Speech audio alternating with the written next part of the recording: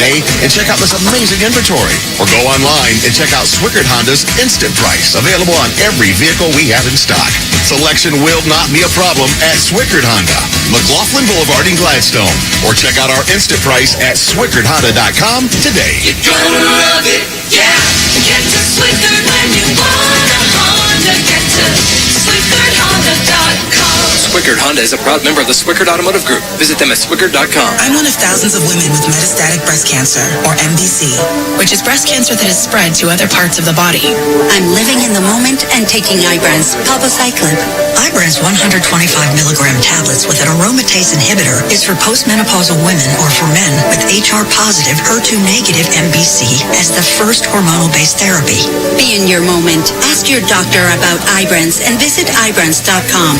Ibrance may cause low white blood cell counts that may lead to serious infections. Ibrance may cause severe inflammation of the lungs. Both of these can lead to death. Tell your doctor right away if you have new or worsening symptoms, including trouble breathing, shortness of breath, cough, or chest pain. Before taking Ibrance, tell your doctor if you have fever, chills, or other signs of infection, liver or kidney problems, are or plan to become pregnant, or are breastfeeding. Common side effects include low red blood cell and low platelet counts, infections, tiredness, nausea, sore mouth, abnormalities in liver blood tests, diarrhea, hair thinning or loss, vomiting, rash, and loss of appetite. Why is it the best wireless deals require a trade-in? Right now at T-Mobile, we're getting rid of the trade-in headache. Switch and get the epic iPhone 12 with 5G on us. Get it on Magenta Max with unlimited premium data. No trade-in required. Check out this great 4K video I took of us. I even posted it with 5G way out here. That's right. A new iPhone 12 on us. No worrying about having a phone that qualifies. You can keep your current phone or pass it down. Seriously, no trade-in required. Look at this cool photo of my victory dance. Wow, I didn't know you were that flexible. It's that easy. Unlimited premium data, iPhone 12 on us, and no trade-in required. You won't get that from anyone else. T-Mobile, the leader in 5G. Activate up to 4K or video stream to 480p. Phone via 24 credits plus tax for well-qualified buyers. Contact us before canceling to continue bill credits or credit stop and balance on required finance agreement due. Up to 2 per account. T-Mobile is the largest 5G network and named fastest by Open Signal Awards and USA 5G User Experience Report July 2021. Details at T-Mobile.com. Did you know that your local grocery outlet is independently owned and operated by folks in your community? Unlike traditional grocery stores, this allows us to better serve our customers and the communities in which we operate. We support local schools and charities like helping fire departments with toy drives. We also donate thousands of items each year to food pantries in your neighborhood.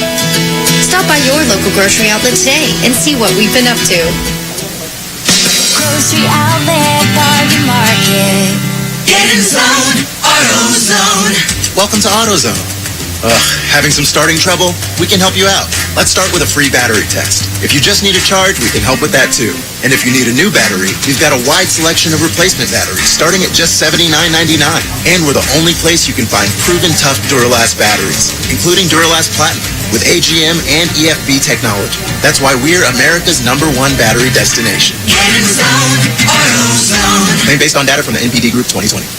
No one knows you like you. That's why iHeart is giving you your very own station, My Favorites Radio, where the only songs that play are the ones you've thumbed up, plus the biggest songs from the stations you listen to most. The more you hit thumbs up, the more personal My Favorites Radio gets. Trust us, the thumb spring will be worth it. You can even show off your amazing musical taste and share your station with friends. My Favorites Radio, only on iHeart. #1 for music, radio, and podcasts, all in one app.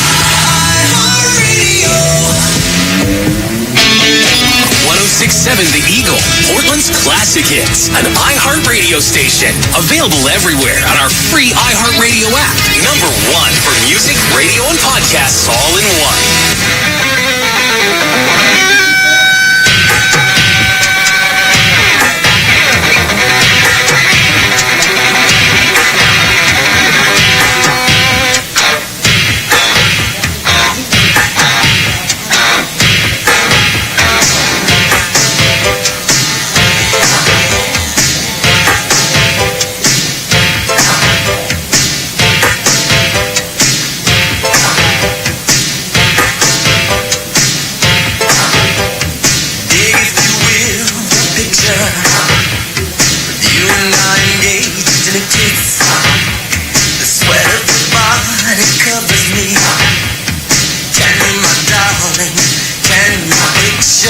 This courtyard. bloom. Animals strike curious poses. They feel the heat between me and you. Just leave me standing alone in a world that's so cold. Maybe I'm just too demanding. Maybe I'm just like my father, too bold. Maybe I'm just like my mother. She's never satisfied. Why do we scream at each other? This is what it sounds like when doves cry.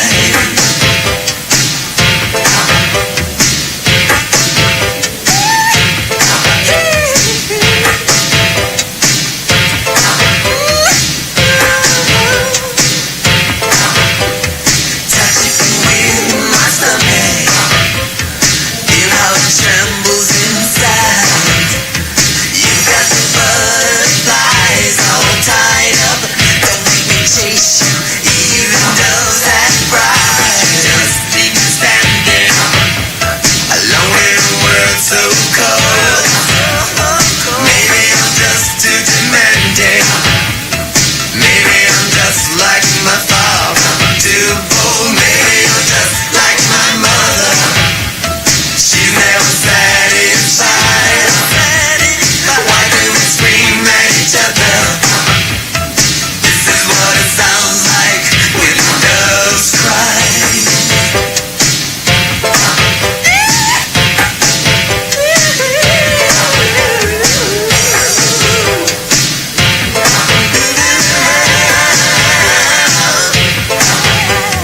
How can you just leave me standing alone in a world that's so cold?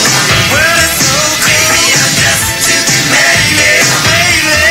Maybe I'm just like my father, too bold. Maybe I'm just like my mother. She's never satisfied. Why do we scream at each other?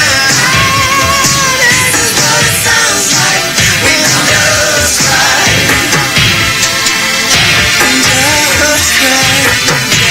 Doves cry. When doves cry.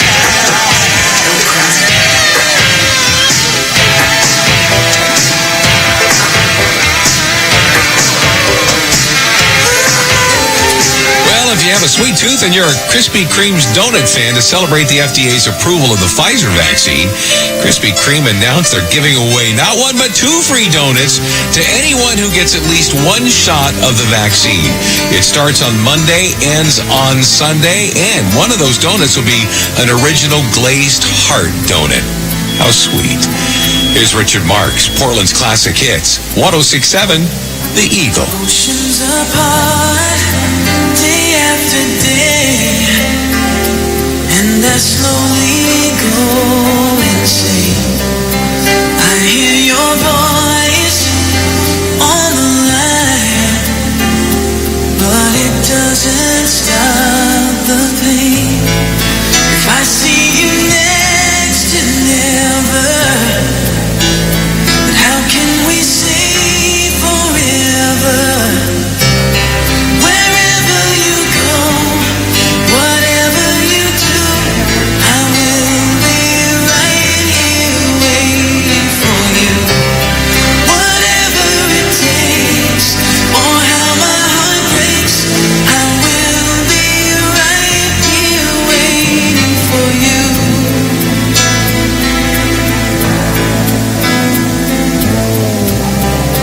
I took for granted all the times that I thought would last somehow. I hear the laughter, I taste the tears, but I can't get near you now. Oh, can't you see it, baby? You've got me going crazy.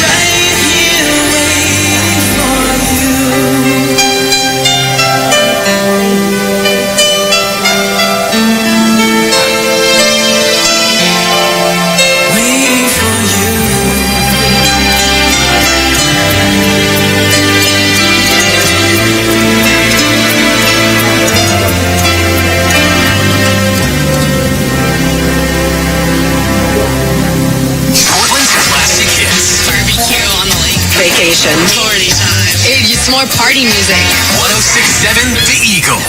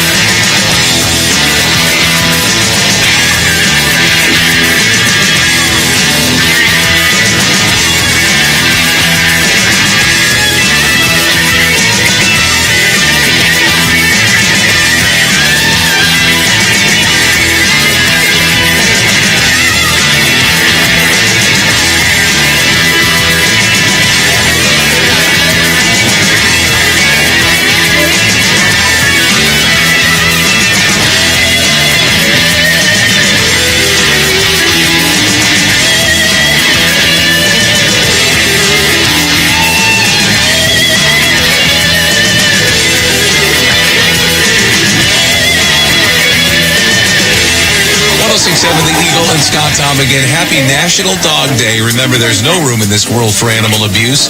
Please love and care for your pets, and I'll see you tomorrow at 3 right here on The Eagle. Jason is a friend. Yeah, I know he's been a good friend of mine. But lately something's changed, it ain't hard to define. Jesse's got himself a girl and I wanna make her mine. And she's watching me with those eyes, and she's loving with that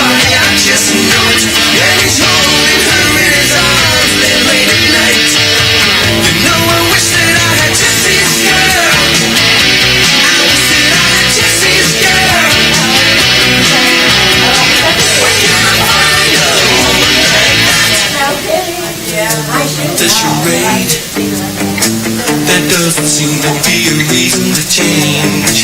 You know I feel so dirty when they start talking cute. I wanna tell her that I love her, but the point is probably moot. Cause she's watching him with those eyes, and she's loving with that body, I just know it. And he's holding her in his arms late at night. You know I wish that I had just his girl. I wish that I had just his girl. Where can I find a woman like that, like just his girl? I wish that I had just his girl. Where can I find a woman? Where can I find a woman like that?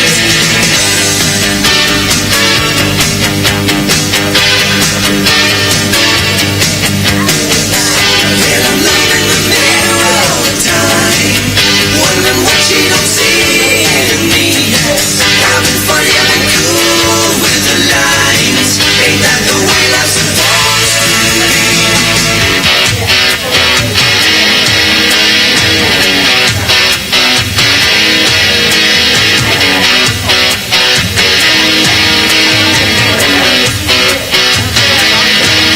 Tell me, where can I find a woman like that?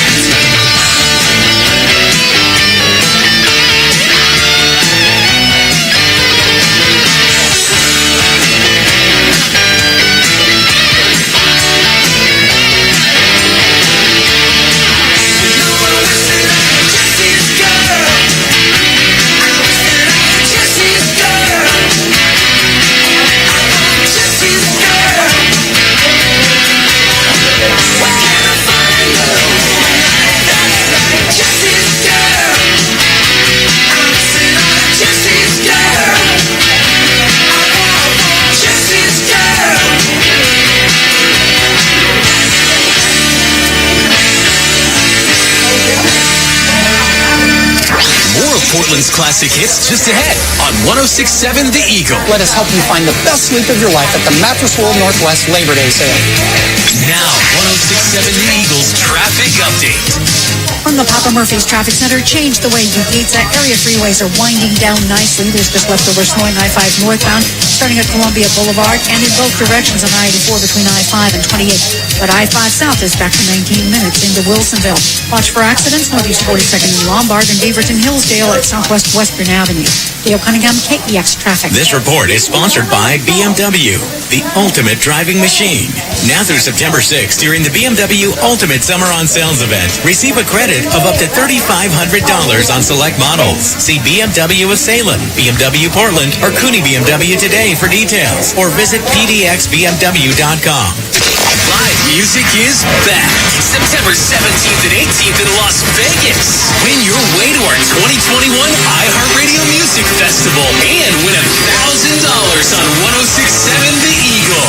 You'll see Billie Eilish, Cheap Trick, Coldplay, Dua Lipa, Florida Georgia Line, Journey, Maroon 5, Melly, Sam Hunt, and more on the T-Mobile Arena stage in Las Vegas. Our iHeartRadio Music Festival is the ultimate once-in-a-lifetime experience with performances you've never seen before and will never see again. Listen for the keywords every weekday to win your way there and win $1,000 on 106.7 The Eagle. The sharpest curves or slippery roads are no match for Acura's super handling all-wheel drive. Available in the 2021 TLX, the state-of-the-art RDX, or the 7-passenger MDX. Any road or weather condition, bring it on with Acura's super handling all-wheel drive. See your Oregon Acura dealer today during the Summer of Performance sales event for great offers. When you open doors, people with big plans can walk in, like Ramat. When she started a Dune Spice Co., she knew KeyBank had her back with financial advice and support. And while her spice business heated up, Ramat had her communities back by giving back to food charities in her neighborhood. This is why KeyBank invests in people, because opening a door for one person opens doors across a community. KeyBank opens doors. See how we're investing in communities at key.com/community. KeyBank is member FDIC. Do you own a house and want to sell it fast? Great, because we want to buy your home as is and we can close quickly. You won't have to deal with costly repairs or opening your house for showings. You can even take the belongings you want and leave the rest. We are a local home buying company serving the Portland metro area for nearly a decade. If you want to move on your terms, call Moon Creek Home Buyers today at 503-843-8888. 503-843-8888. At LASIK Plus, we literally have thousands of 5-star reviews. Our patients love the service LASIK Plus provides and the outcomes. So we decided to check in on some of our reviewers. Hi, are you Sarah_34? Yeah. I'm from LASIK Plus, and we just wanted to thank you for giving LASIK Plus a 5-star review. Oh, they were great. I got a customized treatment plan, and they just made it all so easy. My neighbor was right. LASIK Plus is the best. Oh, so your neighbor was a patient too? Yeah, Frank. Frank Doggy Dog 778? Maybe. He's our next stop. Right now at LASIK Plus, you can get $1,000 off our Wavelight laser if you're treated in September. That's $500 off per eye. Visit mylasicoffer.com. LASIK Plus, the patient's choice for LASIK. Must mention this promotion and be treated in September of 2021 to qualify. $1,000 off for both eyes on standard Wavelight price. $500 off for one eye. Cannot be combined with any other offers. See details at mylasicoffer.com. Gresham Toyota, your gateway to adventure. It's your gateway to adventure. If you've ever wondered why people drive 100 miles or more to Gresham, Oregon to buy their Toyota, then you really need to visit Gresham Toyota. Gresham Toyota has won Toyota's prestigious President's Award 2 years in a row. And the second you walk through our door, you'll know why. Today, you can lease a new 2021 Toyota Tacoma TRD Off-Road Double Cab for only $435 down and $435 per month for 36 months. Yes, just $435 down and $435 per month. And you can drive home in a new 2021 Toyota Tacoma today. Come see us today or visit us online at GreshamToyota.com. Gresham Toyota, your gateway to adventure. It's your gateway to adventure. Advertise lease on new 2021 Toyota Tacoma TRD Off-Road Double Cab. Model number 7544. Net cap cost $39,902. Total lease charge equals $16,310 based on 10,000 miles per year. Stock number MN438026. Specificated deposit required. Inventory current time of vehicle release. See dealer for full lease disclosure. Call 866-405-1353. Offer ends August 31st, 2021. I'm one of thousands of women with metastatic breast cancer, or MBC. All right, the time is now 6:56. We'll continue our executive session I'm living in the for 10 moment more and minutes. taking Ibrance, palbociclib. Ibrance 125 milligram tablets with an aromatase inhibitor is for postmenopausal women or for men with HR-positive, HER2-negative MBC as the first hormonal-based therapy. Be in your moment. Ask your doctor about Ibrance and visit Ibrance.com. Ibrance may cause low white blood cell counts that may lead to serious infections. Ibrance may cause severe inflammation of the lungs. Both of these can lead to death. Tell your doctor right away if you have new or worsening symptoms, including trouble breathing, shortness of breath, cough, or chest pain. Before taking Ibrance, tell your doctor if you have fever, chills, or other signs of infection, liver or kidney problems, are or plan to become pregnant, or are breastfeeding. Common side effects include low red blood cell and low platelet counts, infections, tiredness, nausea, sore mouth, abnormalities in liver blood tests, diarrhea, hair thinning or loss, vomiting, rash, and loss of appetite. Recently, we asked some fellow Oregonians to explain PGE's peak time rebates. Wait, I know this? I know this. Is it like happy hour? I don't know this. Or it's a free program you can sign up for at portlandgeneral.com/PTR. We'll notify you when energy demand is high and then reward you with savings on your bill when you shift your usage. Peak time rebates from PGE, an Oregon kind of energy. That's kind of like happy hour for your wallet. Low testosterone and ED can have an impact on your relationships, your energy level, and how you feel as a man. So I want to tell you about Revive Men's Health. With a range of non-invasive treatments that are clinically proven to effectively treat ED and low T, Revive Men's Health will create a plan tailored for you, one that works for you, because every man has a unique physical makeup. Revive Men's Health specializes in affordable custom treatments. Whether you need to raise your game at work, feel leaner and more energetic, or regain your confidence in your relationship, Revive Men's Health can help. Revive has successfully treated tens of thousands of patients, and they're ready to help you. Call Revive Men's Health at 503-944-1111 for a personalized and confidential consultation today. That's 503-944-1111. Or to learn more, visit ReviveMen'sHealth.com. Oh, I love family road trips. Wind in my ears. Good dog. Treats in my mouth. And peace of mind, knowing Les Schwab did our tires, brakes, and alignment. Like Les Schwab, my family's safety is my first priority. Well, that and squeaky toys. Now, save up to $100 when you buy select tires with financing. Les Schwab Tires, doing the right thing since 1952.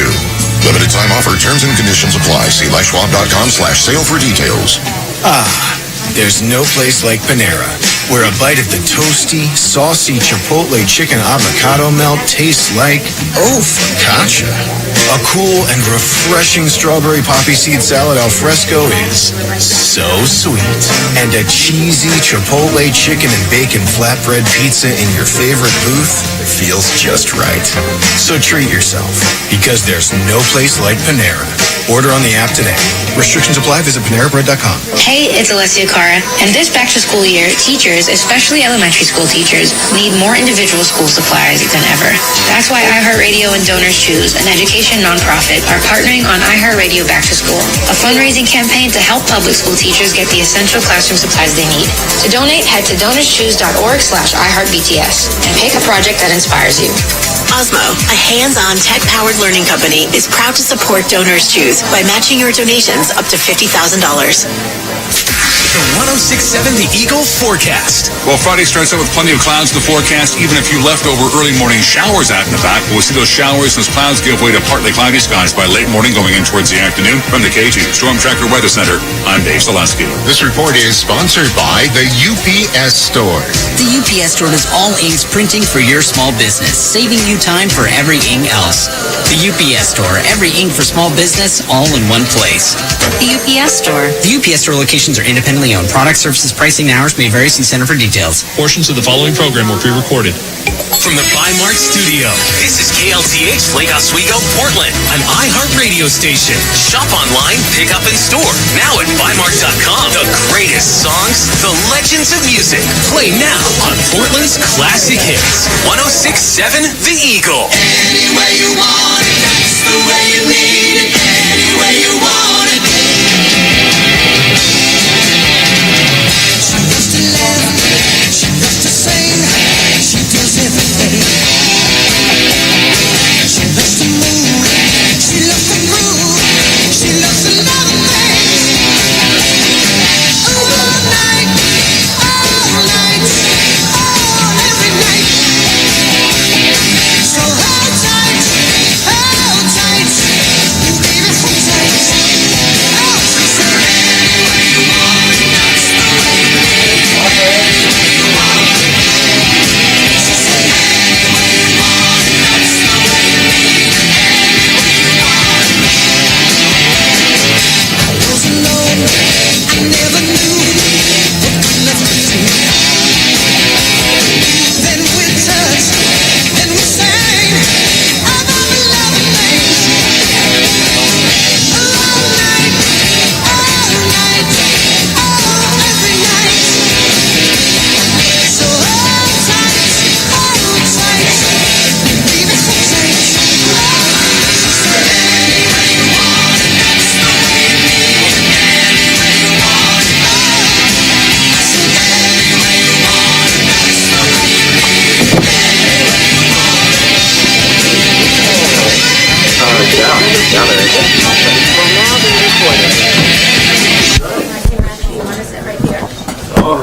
All right, the time is now 7:02. Due to we are out of executive session, but due to the rules set forth by the state of Washington and open public meetings, we cannot start until 7:06 due to the extension of that meeting. So we have about 3 minutes before we'll get started this evening. This conference is no longer being recorded.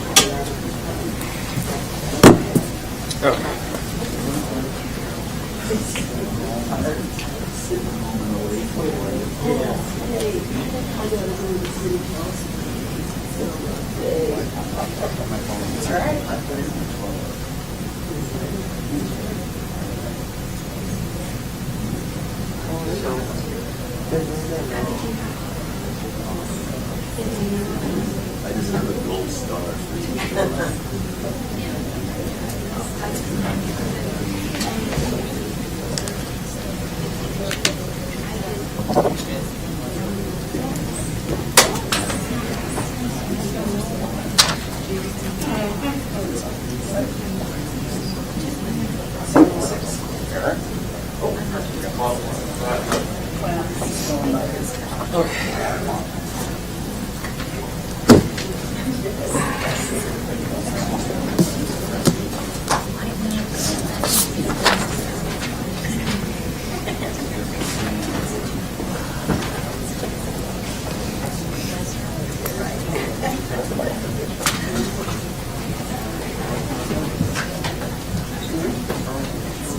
I guess not. That's all he ever does is work.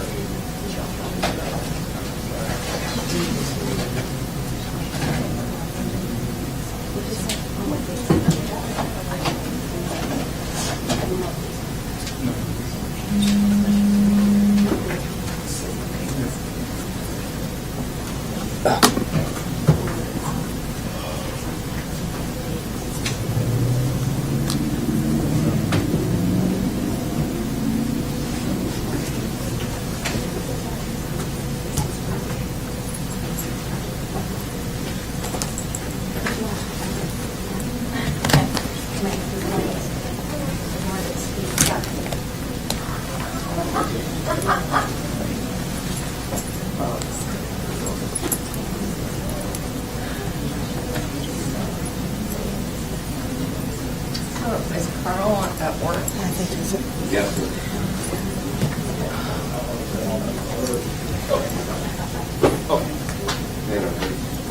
You want me to, I better not.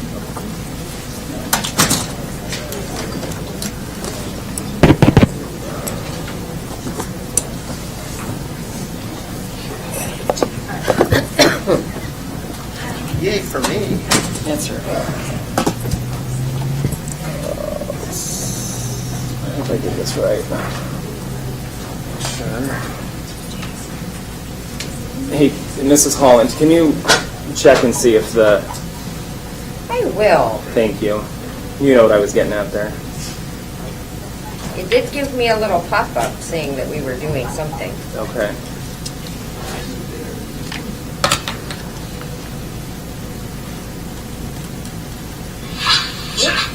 Yep.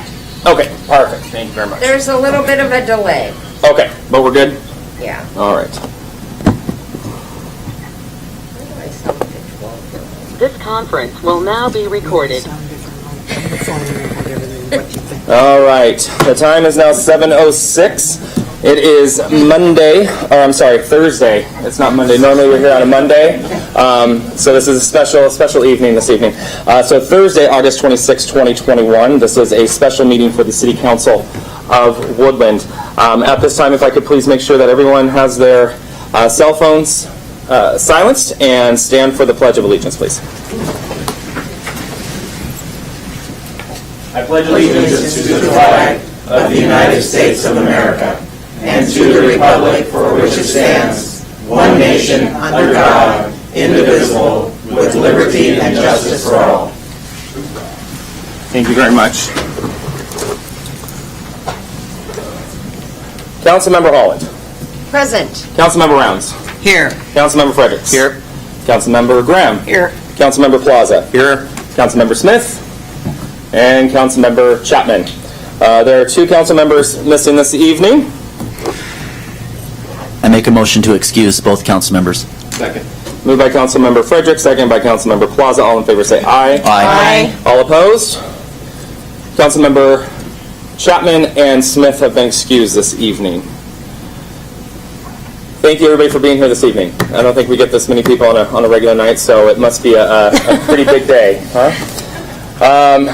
Right now we're going to move on to citizen communications for items not on the agenda, and we have one person that has signed up for items not on the agenda. Ms. Huddleston? Have you step forward and state your name, and we'll give you 5 minutes there. My name is Trish Huddleston. I haven't been here in a while, but I was really, really happy to see you guys holding this session. We're in really scary times right now, and it was really good to see that you guys are actually at least trying. I know you can't fix the situation, but you're at least trying. So I'm running for school board. I did sign up, and The school board refuses to accept their authority, and I'm really disappointed. I've been to a lot of meetings, and last night they had 2 police officers show up. They've never had police officers there before. A couple weeks ago at the meeting, a lot of parents showed up and expressed their concern and how they felt about the masking. I didn't see anything threatening. People raised their voices. There might have been a little crosstalk and some clapping. I felt like that was intimidating. As a candidate, I signed a proclamation in favor, supporting the police because of all the laws that have been passed by Inslee restricting them and all this use of force, and knowing that they can't even really show up for a wellness call, but they can show up at a school board meeting because the school board wants to intimidate me or the parents, because that's how I took it. I also looked on the agenda, and in caps, we are requiring masks. If you won't accept wearing one or refuse or something, you can join us on Zoom. And then they say, call to order, civility and mask required. I get the mask, but civility? And then she, in bold, puts the RCW. If we are not civilly behaved, whatever definition that is, I don't know, we can be removed, the meeting can be shut down and reconvened on Zoom, they can trespass us or bring criminal charges. Like, was that necessary? Because I didn't really think it was. And I know you have a lot to do with the police, and I really think that was a waste of time, especially with the restrictions and the staff shortages and everything going on, for them to bring the police there as a form of intimidation. I was really disappointed. I can't believe they would even show up for that when they won't even show up for a wellness call. You know, so that's all I wanted to say. I thank you guys. I signed up for things on the agenda, but I think I got that across. I support this resolution. I thank you so much for doing this. So many people have been protesting the last 3 weeks with Peace Health in Longview and Vancouver, and I'm hearing the stories and I'm seeing it, and it's sad. They've spent all these years in school, all this money on their careers, and now they're going to lose it if they don't take a shot. So I thank you, and I'm done. All right. Thank you, Ms. Olson. All right. Is there anyone online for items not on the agenda this evening?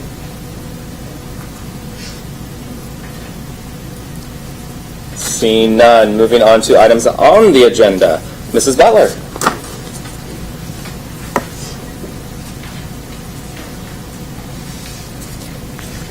Yes, I'm Donna Butler, and just a quick follow-up on what Trish just said is my husband would come home from work and he would tell me, you know, you can go from hero to zero real fast, and I think that's how our healthcare workers are feeling right now. So anyway, just that comment. Mrs. Butler, before you start, can you just pop that microphone, just so we make sure we get it on there? Thank you very much. Appreciate it. Okay, so thank you for considering Resolution 740 tonight. I've read this several times. It's well written, and the points are clear. To quote a Linden Tribune article from 3 days ago, the governor's COVID-19 vaccine mandate has stirred a hornet's nest in Olympia. Thousands of emails and phone calls have poured into legislative offices since the mandate was announced. Constituent contacts last week came at a rate of 100 per hour for every legislative office. The bulk of them are demanding legislation be passed to protect the right to choose and prohibits discrimination based on vaccination status, end quote. The governor's vaccine mandates are being challenged all over this state due to the variety of impacts it carries, which are listed in this resolution. Thank you for presenting this to the council and the Woodland citizens tonight. I'm in favor of this resolution being adopted as written tonight. Thank you. Thank you, Mrs. Butler. Mrs. Huddleston, are you foregoing? Okay. I support the resolution. Thank you. Ms. Cody Roy? I'll give you 5 minutes as well. I have one statement. Okay. Yes, I'm Cody Roy, and I support this resolution. Thank you. That was quick and easy there. Anyone else in the gallery who failed to sign up this evening that would like to stand up and speak this evening? Sir? You can, yeah, that's fine. You can come right here. We got a microphone right here so they can see you. First of all, your name. Okay. And how do you spell your last name? Okay, perfect. Give you 5 minutes. Hello, I'm Dr. Jason Holdall, and I wanted to come and give props for bringing this up. I support it. I have lots of friends in healthcare who would be here to support this tonight too if they lived in this town, and I'm very proud of our town for even bringing this up and having a special meeting to go forward. And that's why I support this being passed as soon as possible. Thanks, sir. Appreciate that. Anyone else in the gallery? Yes, I'll have you step forward.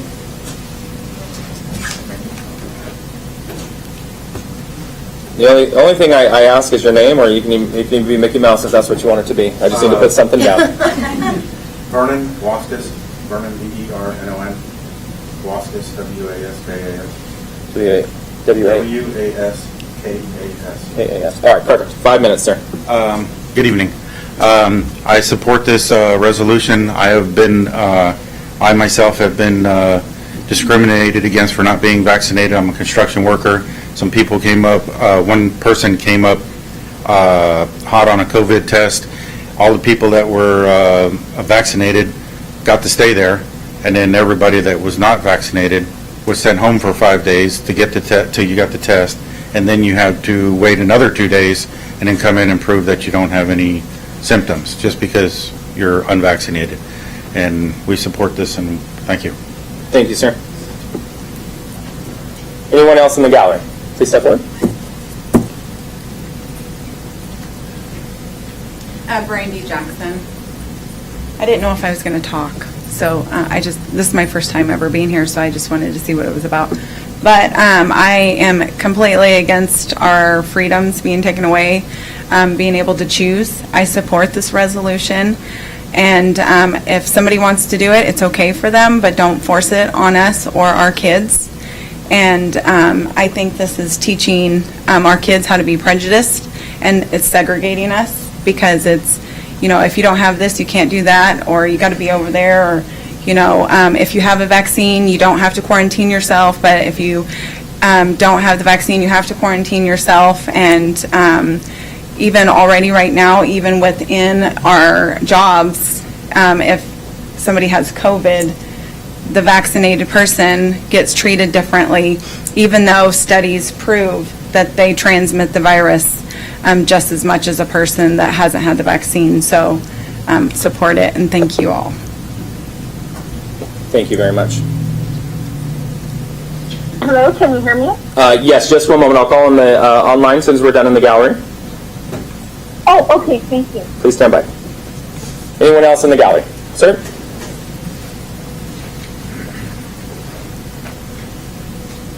Peter Hansen. I support this as well. Been in the community for quite some time now, not originally from here, but this has affected me a lot and my family, and it's really hard. You got your path that you lead in life, and you get it ripped right from you. So I support this 100%, and I hope everything moves forward from this. Thank you. Thank you, Mr. Hansen. Anyone else in the gallery? Yes.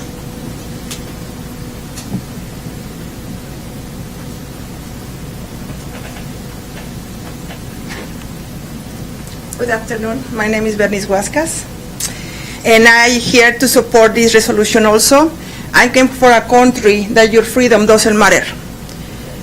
So we need to fight for that. I am a proud American citizen. I love this place more than you guys can believe. I appreciate the freedom that we have. And sorry for my voice. I get emotional when I talk about it because it's a matter of life. And I'm here to fight for the rights of my children. You guys don't want to lose your freedom. Trust me. I come from a place. I know what it is. So I'm here for the resolution. This experimental vaccine is just taking the life of a lot of our American citizens, fellows. And it is, everybody had to have do their own research and have their own opinion or choice if they want it or not. It should not ever impose to no one. Thank you. Thank you very much.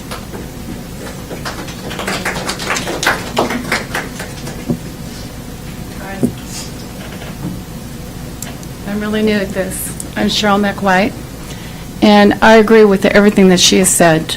I've been following this from the beginning of the time, and it's amazing what our country is doing, and they're doing things that I've never seen in my entire life. It's unprecedented. They're breaking the constitutional laws every time you turn around. Nothing's making any sense anymore. My son he had to be vaccinated. He never got that choice. They either said you vaccinate or you go home. He has 2 little kids. He needed to do what needed to be done. He stepped up and he says, oh my God, he says, I know that this is not even FDA approved. I can't believe that they're making us do this. They don't even know what is going to happen to these people who have been vaccinated. Everybody is being so brainwashed at this point. There's too many doctors standing up and telling people that, hey, be careful, know what you're doing before you step out and do this. I'm raising a 15-year-old granddaughter, which I love very much, and I may not be here in another year, okay? I've got medical issues right now, and I'm concerned about her welfare and where all of this is going, and I think all of you should be concerned too. You should be concerned about your kids. You should be concerned about your voice.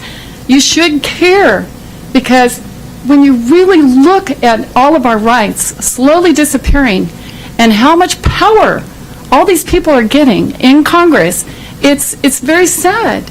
And there's very few of us brave enough to stand up and have a voice in all of this. And it breaks my heart, because where are all these Americans that are proud to be Americans? It doesn't sound like they're very proud to me when they won't even show up for a meeting. They're not convicted. They're just, that's all I got to say. I'm all for this. So thank you very much. Thank you for allowing me to speak. Anyone else in the gallery this evening? Yep.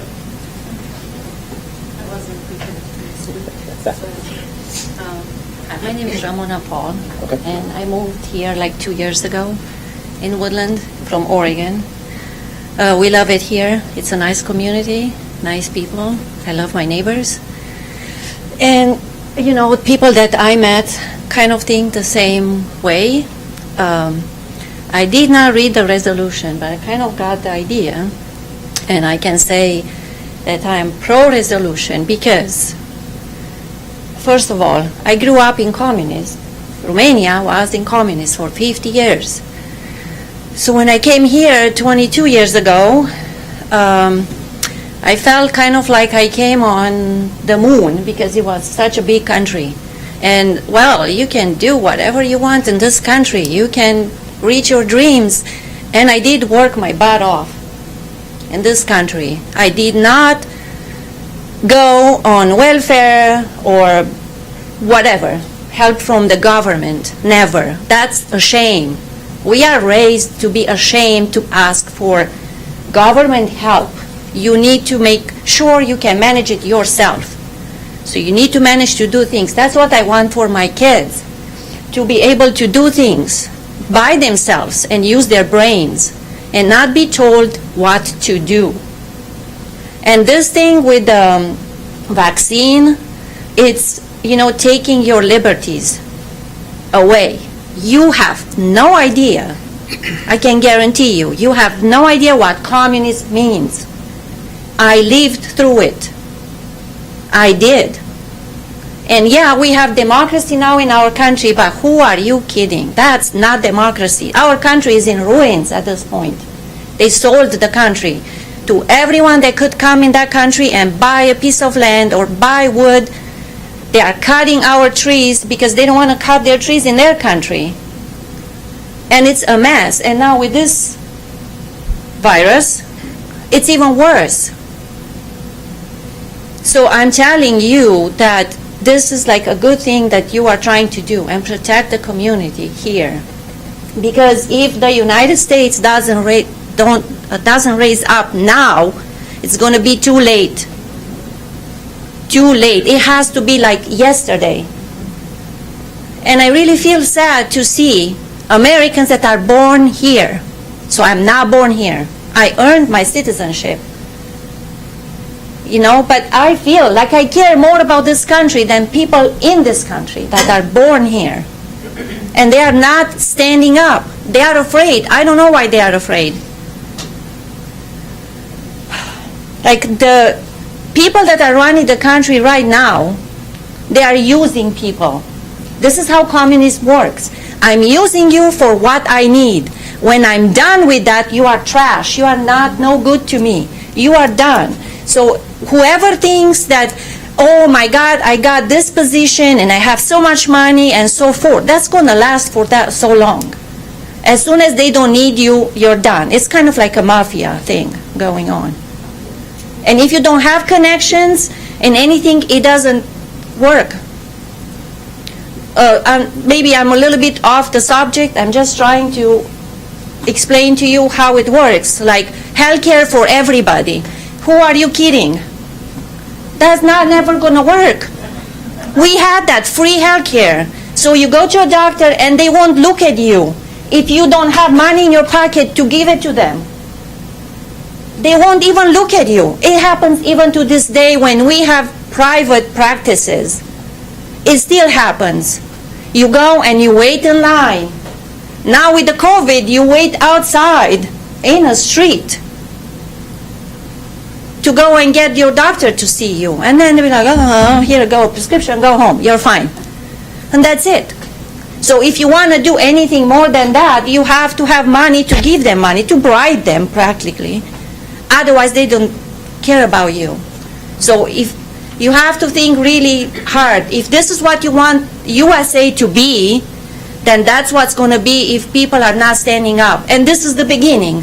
With a mask on, you have to take the vaccine for a 98.97% virus that you heal from. So people don't die unless they have some underlying conditions. Our immune systems are really good, I think. I'm trying to keep mine. About 10 seconds. Okay. So, yeah, it's a lot to say. I'm just saying you're doing a great job. Thank you for working for the community, and thank you for having me here. I love it here. Thank you very much. Anyone else in the gallery this evening? Sir? Jay Hunter. Okay. Go ahead, I'll give you 5 minutes. I just want to say it's good to see somebody that recognizes communism when they see it in their midst. And I appreciate you considering this resolution. And I hope you vote to implement it. Thank you. Thank you, sir. Anyone else? All right, seeing none, I've got some online here. Jennifer Dominguez. I've got you in my chat box here saying you'd like to speak this evening. There you go. Yes. All right, go ahead and I'll give you 5 minutes. Go ahead. Okay, so I'm not from Woodland, but I'm in support of everything that you guys are doing. And I'm in agreement with a lot of the people in your audience right now. One of the things that I'm really concerned about is just how quickly things have progressed. It's only been a year, and we are looking at the possibility of passports just to get into buildings, like for such as grocery shopping or, just little things that we would need, travel, things like that. And it's really scary to me because when this all started, I didn't believe the whole COVID crap. I really didn't fall for any of this stuff. I didn't watch the news. But this is very concerning because I have a 6-year-old boy and I had to pull him from school because of all of the things that are happening. One of my biggest fears is, in fact, the vaccine. We should all be very afraid of this, very much so. My son was injured by a vaccination, when he was almost 2 years old. So I know a great deal about the situation, and I think that if we don't start fighting now, it's gonna be really bad, and our children are gonna be the ones that suffer the most. So I really in support of everything that's going on. I'm really proud to see so many people together, and I hope that we continue fighting, and I'm ready to fight as well. So, and that's all I gotta say. Thank you very much. Mr. Olson, I've got you on. You've got like your 5 minutes. Yes, sir. Can you hear me okay? Yes, sir. Go ahead. Great. Okay, thank you. So hi, I'm Dr. Randy Olson. I'm a Woodland resident, and I would also like to call out that I'm an American who's very proud to be an American. I'd like to take some time to comment tonight on Resolution 740, entitled Expressing Support for Healthcare Workers, First Responders, Teachers, and Citizens' Individual Rights. It's quite a mouthful. I think it's great for the city to express support for our healthcare workers, for first responders, teachers, and frankly everyone in our city and state who have been dealing with the challenges presented by the past year and a half. This has been a really tough year and a half, and we all need to offer each other more love, support, and grace. However, there are several problematic and misleading statements made in this resolution as it currently stands. Chief among them, the resolution says, and I'm going to quote it, "We also pledge not to require any vaccination at the risk of losing employment to the employees of the city of Woodland and encourage other employers in our community across the state to do the same." That's a bit of a tongue twister. Might want to get legal counsel to rework on that. But something that has to be pointed out here is the city does not have legal authority to enforce a decision like that. So not only is that an irresponsible statement to make from a public health perspective, and maybe people in the audience here will disagree, but it is an irresponsible statement to make from a public health perspective, it's also putting our city in jeopardy of potential litigation and further fines from the state if the city proceeds with action as this resolution says, as it's currently stated.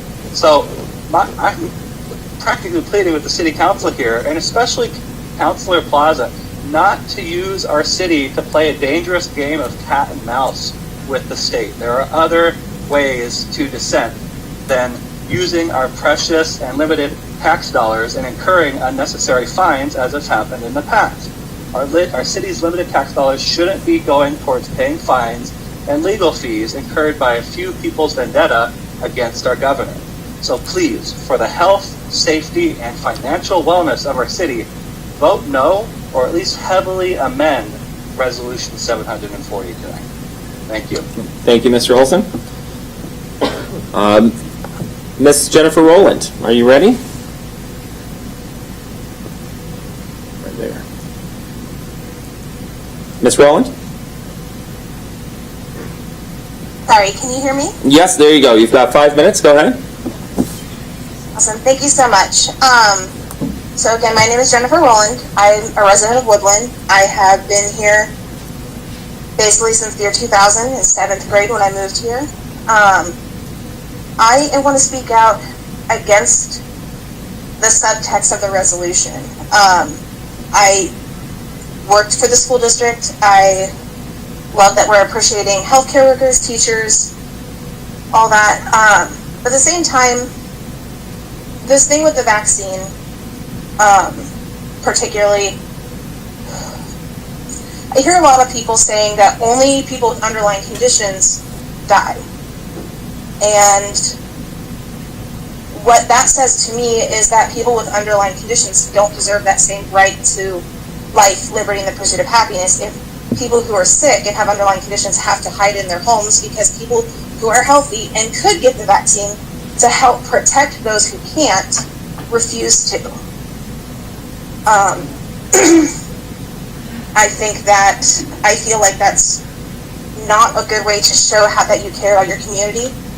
The masks, Japan, Asian countries have worn masks when they're sick for decades, and they have the longest lifespan because they don't stress their immune system unless they have to, and when they are sick, they protect others.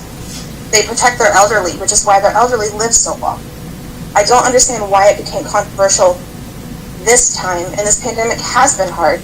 I have been home since basically it started in March. I am immunocompromised, and I would like to be able to go out again. But I don't want to leave my daughter an orphan if something were to happen to me, because I don't have family. So to hear these people say, well, only sick people die. Okay, well, there's people who are always sick, and they can't hide in their homes forever. They deserve the same right to life. I'd also like to bring up polio. That vaccine is mandatory, and it came up in a pandemic. And it was just a common sense. You did that to help your fellow citizens. You did that because the whole country together cared about each other. And it doesn't seem that way anymore. And I would really like to see that, because the Woodland I know, that I grew up with, cares about each other. Well, they help each other. And again, I support the healthcare workers and all that, but I don't think saying that you care about these people in the sense that I care about them, but only if they're not sick, is what I'm hearing about this. And I think that anyone who's able-bodied and healthy should do what they can to protect those that can't, like themselves, like the woman who said that she was concerned about her 6-year-old who had a vaccine injury. So it makes sense that she'd be concerned, because that happened. So her son probably can't get them. So other people around him should, so that they don't spread the virus to him, so that he doesn't get sick. That's the point of the vaccines. And the Pfizer one is now FDA approved. Going a little bit kind of on a tangent there, but basically I agree with the wording, with the title of it, showing support and all that, but at the base of it, it's really more about caring about selfishness, I think, than what you do as a society to protect those that are vulnerable.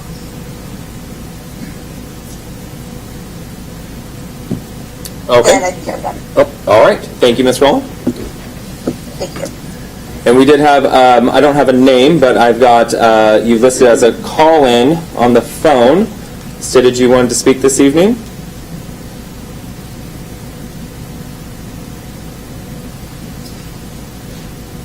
Anyone else online for comment this evening? All right, seeing none. We are out of citizen communication and moving on to the agenda. Hello? Oh, yeah, are you ready? Oh, yeah, my phone was unmuted, but not the special *6. My name is Tamara Smilanich, and I am from, can you hear me? Yes, go ahead. I am from the dark city of Seattle, where I am one of the few that has been advocating for each person's individual rights, which we who believe in God understand we have our God-given rights, but who doesn't believe in God, I would assume that they would still believe in the Constitution, which the Constitution, each person's individual rights is supposed to be protected, not group rights, but individual rights. And so I have endured the discrimination of going into businesses throughout this time of the COVID military operation, because that is what Trump said on one of his press conferences last year. It's a military operation, which many people apparently that are in the city council meeting room now understand about socialism and fascism and dictatorship, and how we are being taken over as a society, a culture, state by state, and as a country in its entirety. I have had the police called on me for not wearing a mask, and I patiently wait for them, and the businesses thought some repercussion would happen, but nothing did.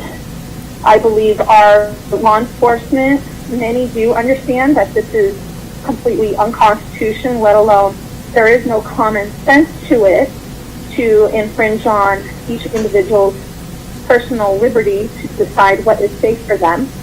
So I commend many of the officers around the state that are actually not bullying people regarding the masks. There is bullying going on in other ways, but not with the masks. I want to make sure that City Council and the City Attorney are aware of this RCW. It is RCW 42.56.030. And I have shared this with other council people across the state.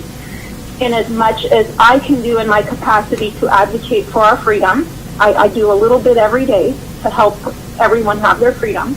And RCW says basically that we are sovereign. Each individual is sovereign. And the agencies cannot override this. And I see Labor and Industries, which is an agency, trying to override our individual sovereignty by coming down first on the businesses, which in effect come down on the business owner and trickle down to the staff.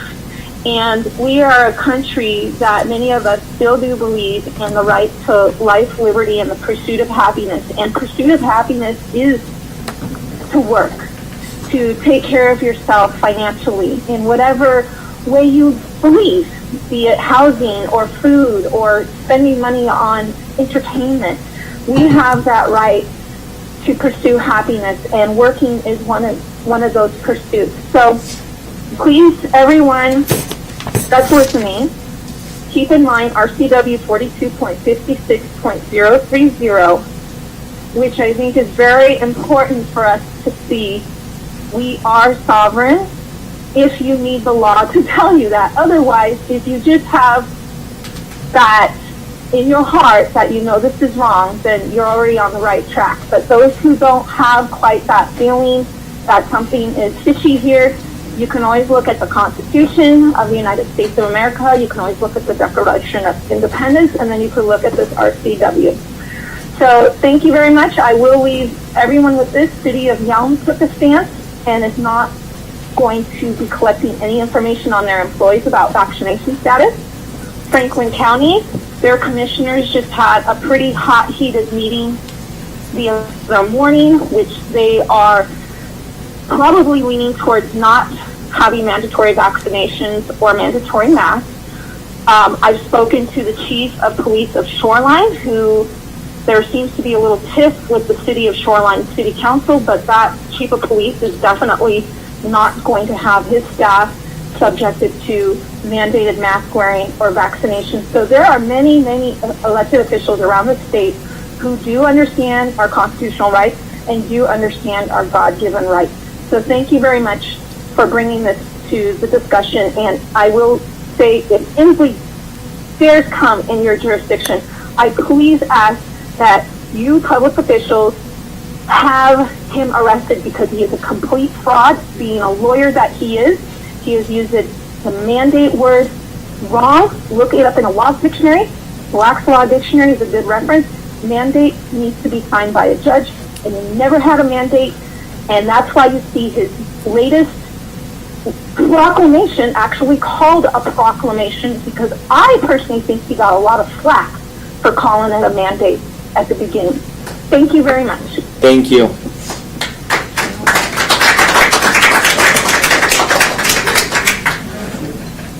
Is there anyone else online for comment this evening?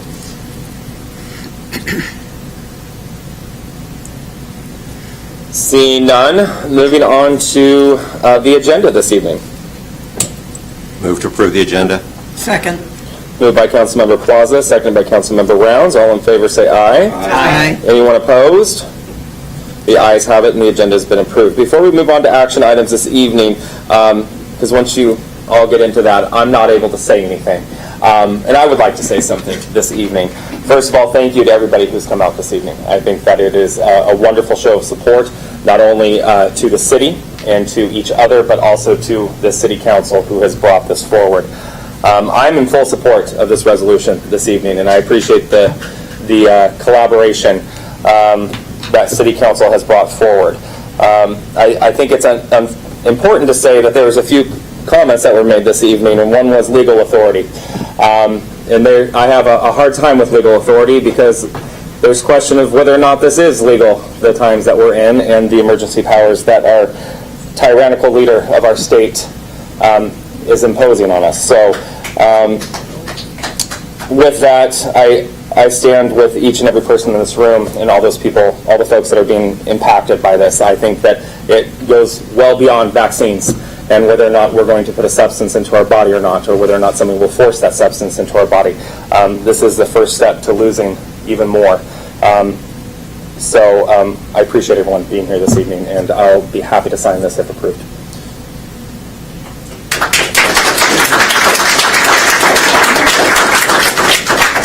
Moving on to action item A, Resolution 140, expressing support for our healthcare workers, first responders, teachers, and citizens' individual rights. Mayor Finn? Yes. Without objection, can we take a 5-minute recess? Oh, did you have too much to drink? Well, I had drank 2 cups of coffee before coming in here. And I know members of council are going to speak on this, and we're probably looking at least another 30 to 45 minutes, and it's not going to last. Absolutely. The time is now 7:45. We will go into recess for 5 minutes.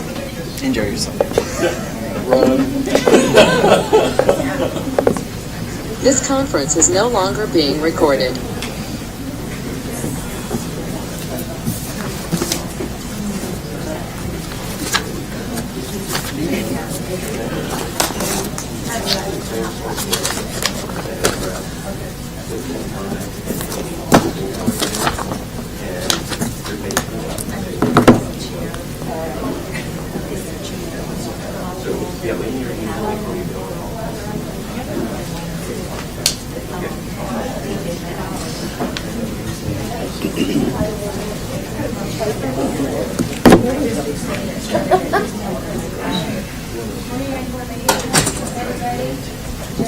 Mr. Hanson, how are you? Good to see you. Who'd you bring with you this evening? Okay, good for you. Good for you. I think what's that? You've got 4 minutes now. You got 4 minutes. You don't have time. We're still recording, just so you're aware. Just make sure you're okay. Keep up. You bet. I imagine they're going to go for another hour. Did you work today? Or was that important today? Yeah. Not happy. Yeah. Not happy. I mean, nobody was really excited.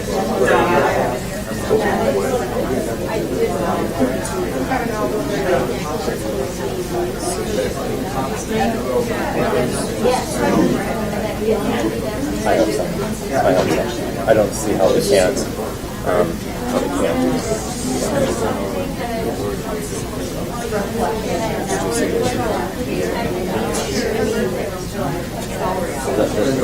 The one that went back and forth. The one that said make it sound.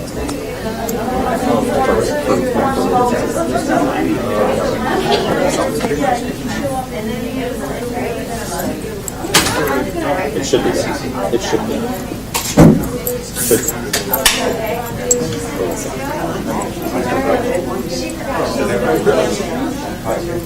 Right. You're not the only one.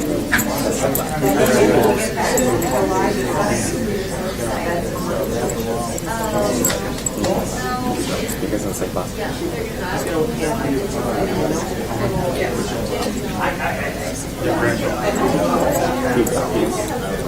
You've got 2 years on that, right?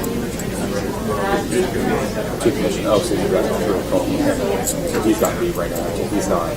He has any more time than it might be ready to go. So when quarter Oh, okay. So maybe I need to just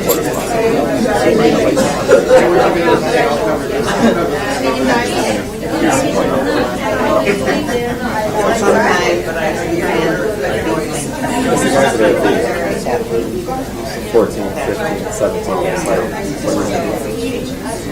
What are you going to do? We're like so invested in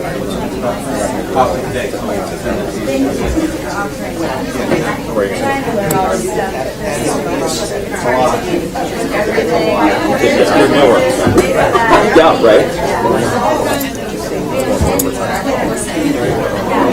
But you're home. You're right. feedback. Okay. Thanks for being here. Ross all the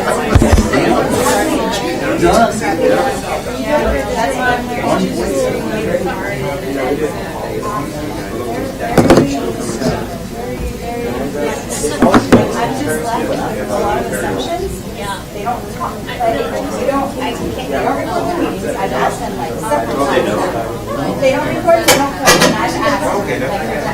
And then their meetings are really plain. Yeah, I try to look at the meeting minutes for. I found them. I mean, I found it, but they didn't tell me what I wanted. Yes.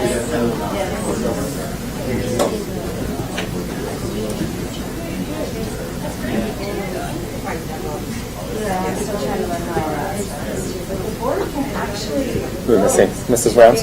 people their taxes to follow the child, right? I was in a meeting and I thought that's what I was understanding, but we do have the authority to give the families back the money.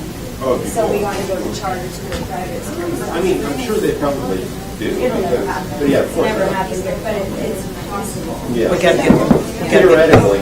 I don't have my gavel tonight. It's up on the DS. I could have ring it. I could No, I'm good. Yeah, you would love to throw that at me.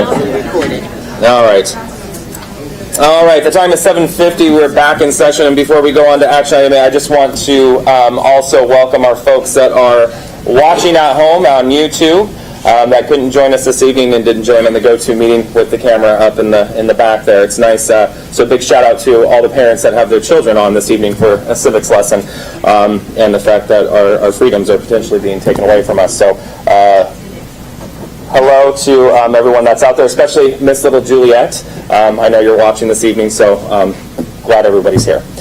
Moving on to action item A, Resolution 140, expressing support for our healthcare workers, first responders, teachers, and citizens' individual rights. Move to approve action item A, Resolution 140, and all the rest of it. Second. Moved by Councilmember Plaza, second by Councilmember Fredericks. Councilmember Plaza. I have a statement that I would like to read, but it's a little lengthy, so I'll save mine for last. Oh, Mr. Fredericks. Thank you, Mr. Plaza. First off, I'd like to thank Mr. Plaza for writing this resolution. I thought he did a very nice job with this. First off, I believe everyone should have a choice on whether or not you want a vaccine or not. I think that's imperative. But I think this is what tyrannical government looks like. Because in our system, we have how a bill becomes a law. We don't teach that we don't teach that civics class anymore. But I distinctly remember a bill would be formed in committee. It would be discussed. Folks would have the opportunity to be able to speak pro or con, and then the legislature, which is the one responsible for passing laws, they convene and they vote yes or no on it, and then it goes through another chamber, the Senate, and then it goes through there, and hopefully those match, or they come back and they make it to where the bill is good, and then they send it to the governor. And the governor, in this case, has the right to sign it or veto it. That's how the whole system works. And I think we missed that here. We have an individual making the law. On the federal government, we actually have the CDC making laws now, so go figure. But unfortunately, in our state, in the state in which we live, the minorities' rights are trampled in this case. We have a governor, we have an attorney general, we have almost a unanimous Supreme Court, the legislature in both chambers, many of the bureaucrats that are running state agencies in this state, they're all from the same party. So what you get in that state is this is what the voters of this state want. Which puts us in a very bad spot. And I do believe that this is a clear violation of the U.S. Constitution. I think it's not even close, really. For the first time I've been here 13 years, I was touched by, I believe her name was Miss Vasquez or Velasquez. I was very touched by what she had to say. These are scary times in our country. And I think unfortunately, I think with what we're left with is we have to start asking ourselves, is this a state I can continue to live in? And I think you have to start making decisions based upon what state in this United States of America do you feel that the citizens that are with you in that state believe like you do. They believe that you just want to be left alone. You want to have the ability to be able to have a choice. Years ago, we took fluoride out of the water in this city. The reason we did that is because why would the decision makers that are here policymakers be left to make a decision? Doctors make that decision. Why am I going to put something in the water where you have the ability to be able to go and talk to your doctor and find out if that's right for you? You get to make a personal choice before you decide you're going to put something in your body. You don't have that in this state. And I think, unfortunately, I think a lot of corporations in this are going to be mandating vaccines. But it's very concerning, and it's a sad time when we have one individual in this state without taking any public testimony. The difference here, we've taken more public testimony here tonight in Woodland, Washington, a community of over 6,000 people. We've heard from people that are pro. We've heard people who are con against this resolution. We didn't do that in the state. We didn't even go through the process. And out of those people that I listed, is the AG going to do anything about it? Probably not. Supreme Court, they going to do anything about it in this state? No. How about the ACLU? Where's the American Civil Liberties Union? Where are they at? They taking up a position on this? Probably not, because it doesn't fit their agenda. So I am completely in support of resolution number 740. And a lot of families in this state, and Oregon and California, are having to make some very difficult decisions about possibly leaving their employment and moving to a state where they can live without fear of a tyrannical governor. And that's what we have in this state. So that's all I've got. Further discussion? Mrs. Rounds. Well, I feel that I'm totally in support of Resolution 740. I feel our liberties are being taken away from us, and we're going to have to make a stand at some point. So I think I'm all for this. Thank you. Mrs. Graham?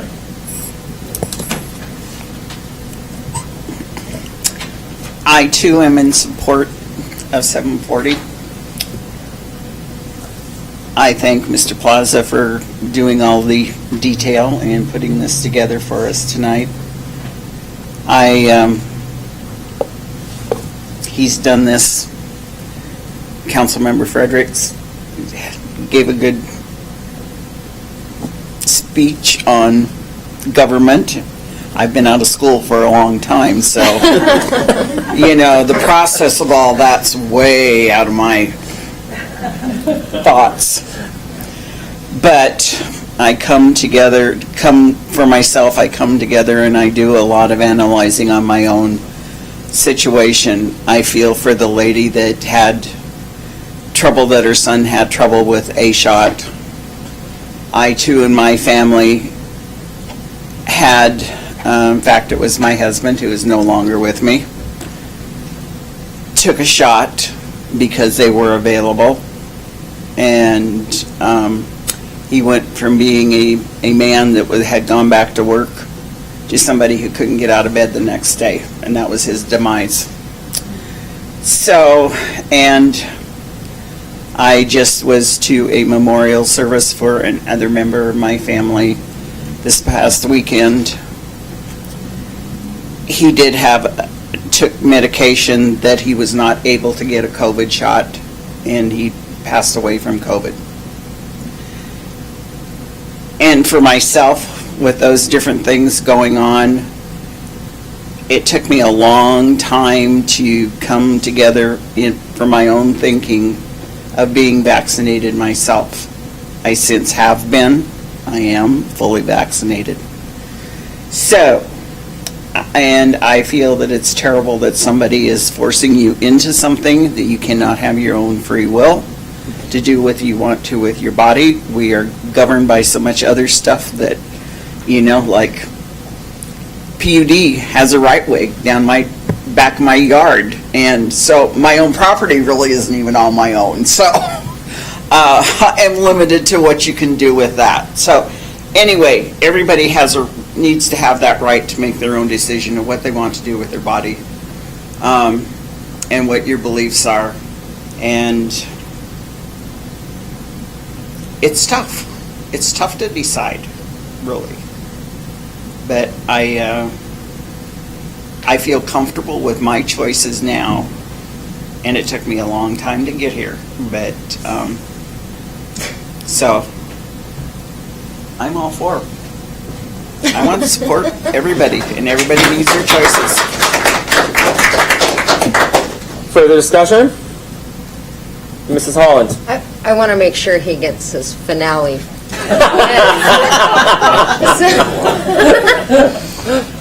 Okay, so we've had a lot of conversation about this, and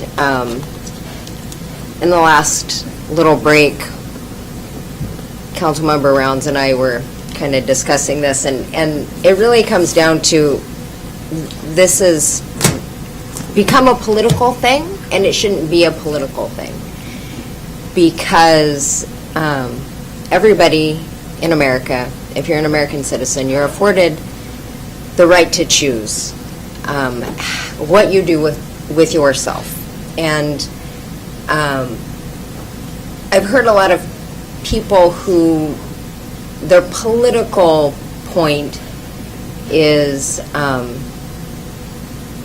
to be against this resolution. It has nothing really to do with the resolution, what I'm kind of talking about. It's just this whole thing. But I think people need to understand, if you support somebody's bodily autonomy, and if somebody doesn't know what that means your right, your human right, to do with your body as you choose. It is yours. No one gets to tell you what to do with it. And that too becomes a political talking point all the time, of people wanting to tell women what they can do with their bodies, or whatever. But you as a human being, if you live in this country, you have certain rights to yourself. And on the face of this, it sounds kind of like a political standpoint, and you can take it as that. I don't have an opinion one way or the other about who runs our state, really. I focus on Woodland. This is a community I can affect change in. I can't really affect change in Olympia. here locally, I think everybody, I think anybody who's being forced to do something against their will to keep their job, like, that opens up a whole different conversation. To lose your job because you don't want to take a medical procedure. I mean, that in itself is horrific, that someone has to choose their livelihood over whatever reason is for a vaccination. I know that I did not die from smallpox or diphtheria or tetanus or any of those other things I was vaccinated against as a child. But again, that was my parents' choice to have me vaccinated. And I really don't want this to be anybody to assume I'm taking that this is a political thing. This is more about basic human rights. You have a basic human right to your own body. And in that regard, I personally support that part of the resolution. I think it sucks that anybody has to decide whether or not they want to provide for their family or get a vaccination that they maybe do not feel comfortable having put into their body. No one. How many people have read the stuff? We'll just go back to like Britney Spears. Britney Spears is trying to get out of a conservatorship, and we found out that she had birth control forced upon her because of this conservatorship. And the entire world was like, whoa, somebody did something against your will. And that's, if I feel that way about that, I have to feel the same way about this. And I think it sucks, and I think there's 1,000 different ways that this could have been approached from our state government. I don't like the spirit of any of it. But anyway, I just wanted to get that part out, because for some reason, had I known we were going to have so many people here, I would have gotten prettier for the meeting. I'm used to no one being here at all ever. So I didn't have anything prepared to talk about or anything. So, but I appreciate that everybody showed up. And if you're this excited about this resolution, you will be super excited when we have meetings about utility rates and sewer and stuff. And those are the meetings that are really exciting, and you should come back for those. So, anyway, there you go. Thank you, Ms. Holland. Seeing nothing else, Mr. Plaza. Okay. I'm going to be reading fast because this is kind of long, and I know I might kind of have a little bit of a time limit here, so bear with me. First off, thanks everybody for coming. It's really nice to see this many people getting involved, both pro and against. Either way, it's all good, so we take everything into consideration. And here we go. Imagine, if you will, a world that was attacked by a virus. The virus was an airborne disease and was easily spread from one person to another through respiratory droplets or aerosols that were released through talking, sneezing, or coughing. These droplets, mostly infecting people who were within 6 feet of each other, infected the other person by landing in their mouth or nose. In addition to that, this virus could also be spread if a person touches a surface that has the virus on it and then touches his mouth, eyes, or nose. Once infected, a person would suffer fever, cough, difficulty breathing, muscle aches, tiredness, and often resulted in hospitalization or death, especially to those with underlying pre-existing conditions. Imagine that this virus was so contagious that you could spread it before you even began to show any symptoms for it. Now imagine if the Centers for Disease Control stated that the virus infected over 56 million people in the United States, resulting in 26 million visits to the doctor, 740,000 hospitalizations, and killed over 62,000 people every year. With numbers like that, it seems as if the healthcare system might possibly be threatened with being overwhelmed unless something drastic was done. What if those most vulnerable to this virus were young children, pregnant women, the elderly, those with underlying chronic medical conditions, and those who are immunosuppressed? You'd want them kept safe, wouldn't you? Sure. But what if there was a treatment for the virus? Not a cure, since you could still catch the virus and you could still spread it after taking the treatment, but it made the symptoms of the virus less severe for those who chose to take it. Now imagine the government mandated you take this treatment or you lose your job if you chose not to.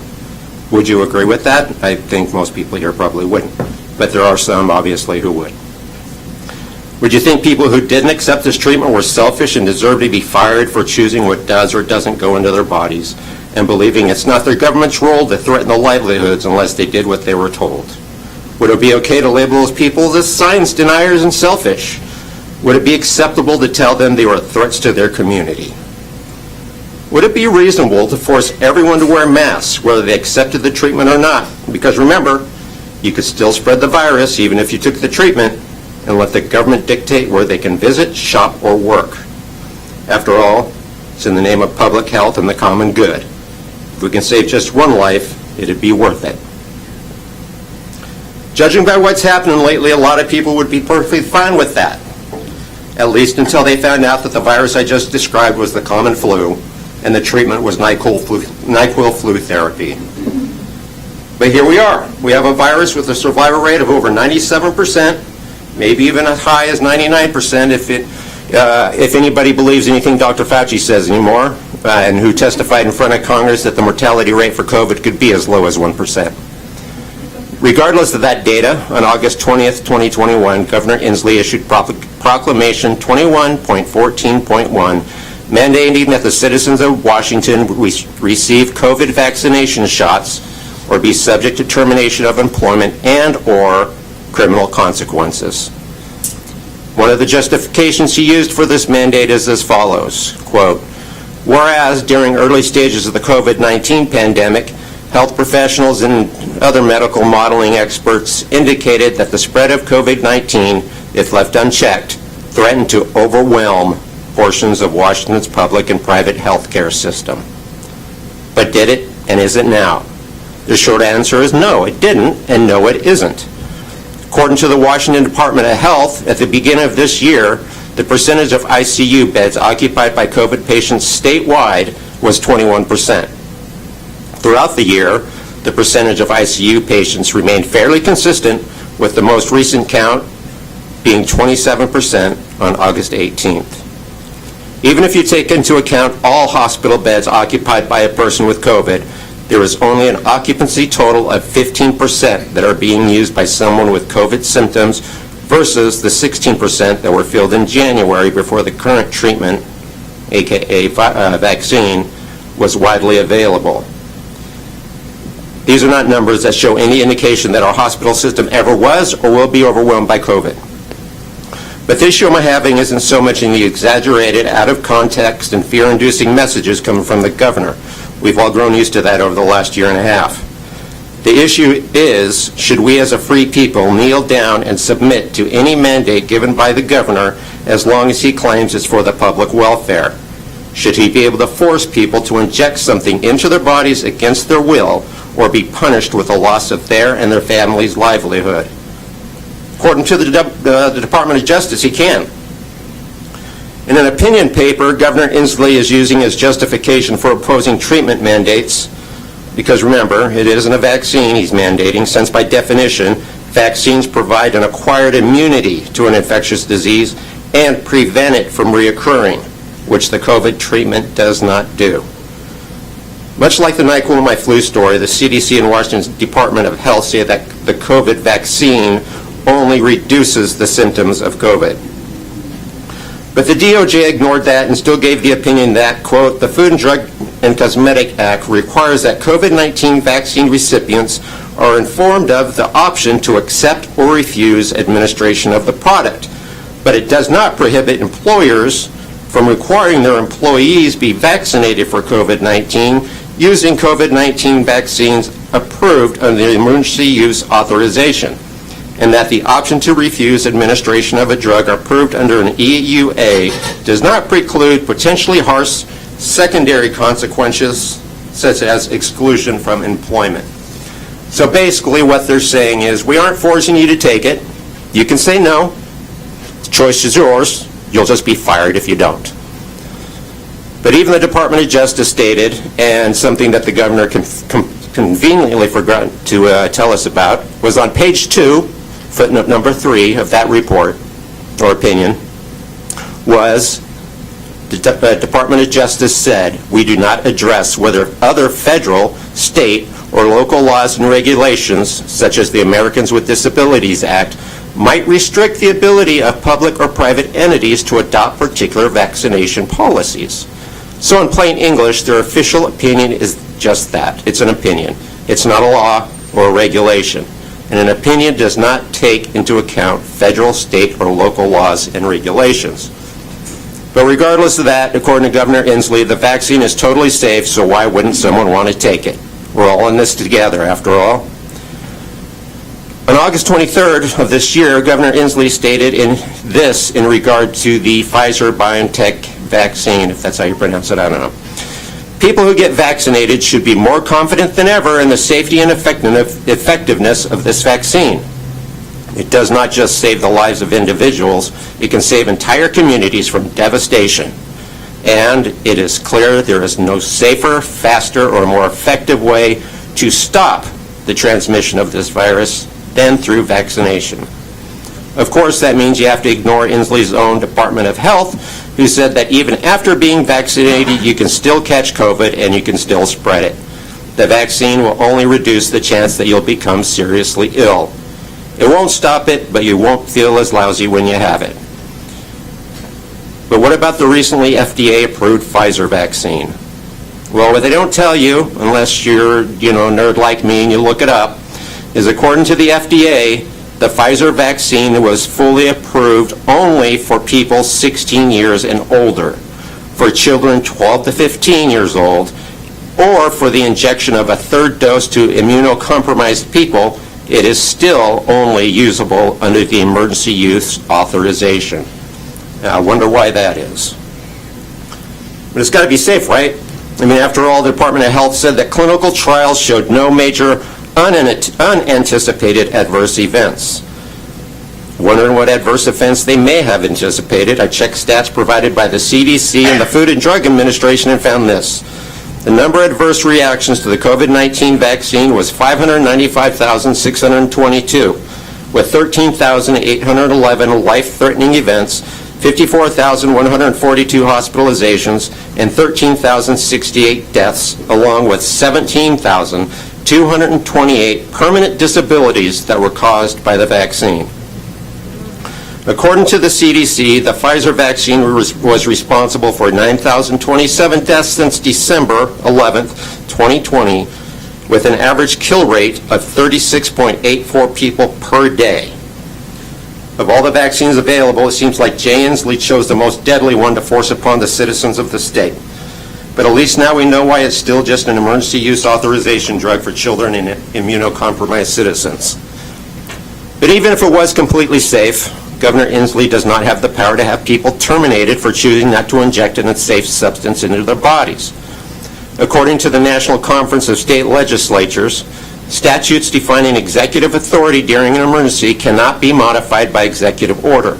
Governors cannot make up emergency rules that grant themselves authority beyond the statutory limits. As the U.S. Supreme Court said, an emergency may not call into life a power which has never lived.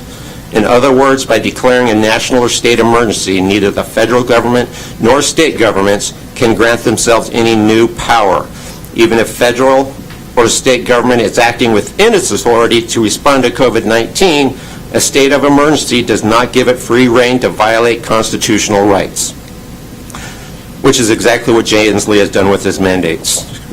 According to the U.S. Constitution, Amendment 14, Section 1, no state shall make or enforce any law which shall abridge the privileges or immunities of citizens of the United States, nor shall any state deprive any person of life, liberty, or property without due process of law, nor deny to any person within its jurisdiction the equal protection of the laws. According to the U.S. Supreme Court, which ruled that where public employees have a property right or property interest in their continued employment, the employer may not terminate the employee without due process protections. A property right exists where state or local laws, charters, ordinances, policies, contracts, or agreements provide that the employee will only be disciplined or dismissed for cause, just cause, proper cause, or some similar language. A mandate which has never gone before or been passed by the legislature is not a law, even during a supposed state of emergency, and cannot be used to establish just cause for termination. In addition to that, Cornell Law School has explained that liberty, as defined in the U.S. Constitution, means freedom from arbitrary and unreasonable restraint upon an individual. Freedom from restraint refers to more than physical restraint, but also the freedom to act according to one's own will. This was confirmed in a U.S. Supreme case, Meyer versus Nebraska, where the court ruled liberty denotes not merely freedom from bodily restraint, but also the right of the individual to contract, to engage in any of the common occupations of life, to acquire useful knowledge, to marry, establish a home, and bring up children, to worship God according to the dictates of his own conscience, and generally to enjoy those privileges long recognized at common law as essential to the orderly pursuit of happiness by free men. Furthermore, another judge determined that in addition, the governor's emergency powers do not give him the authority to create laws, only to waive or suspend them. CRCW 43.06220, paragraph 2. That same RCW provides for limited actions that can be taken by the governor, and those powers do not include managing vaccine policy. The Supreme Court definitely has no legislative or executive authority to pass mass vaccine mandates. There is also no law or regulation that conditions public or private employment on any form of vaccine or other medical procedure. This means that the governor, the justices, and or any other state or local officials cannot mandate vaccinations as a condition of employment because no law passed by the legislature has given them the authority to do so. Washington State Constitution also declares under Article 1, Section 3, that no person shall be deprived of life, liberty, or property without due process of the law. As I said before, a mandate is not law, and therefore it's unconstitutional to deprive someone of the freedom of movement and threaten their financial health without legislative due process. But possibly worse is the potential criminal conduct our government appears to be practicing. RCW 98360.070 defines coercion as, quote, by use of a threat, a person compels or induces a person to engage in conduct which the latter has a legal right to abstain from. RCW 9A04.110 defines a threat as to communicate directly or indirectly the intent to take wrongful action as an official against anyone or anything and to do any other act which is intended to harm substantially the person threatened or another with respect to his or her health, safety, business, financial condition, or personal relationships. Coercion is classified as a gross misdemeanor.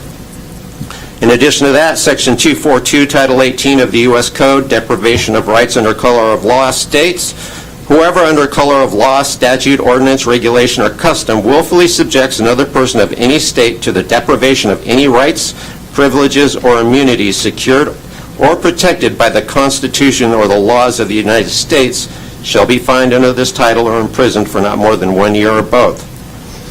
In RCW 9A80010, official misconduct states, the public servant is guilty of official misconduct if, with intent to obtain a benefit or to deprive another person of a lawful right or privilege, he or she intentionally commits an unauthorized act under color of law.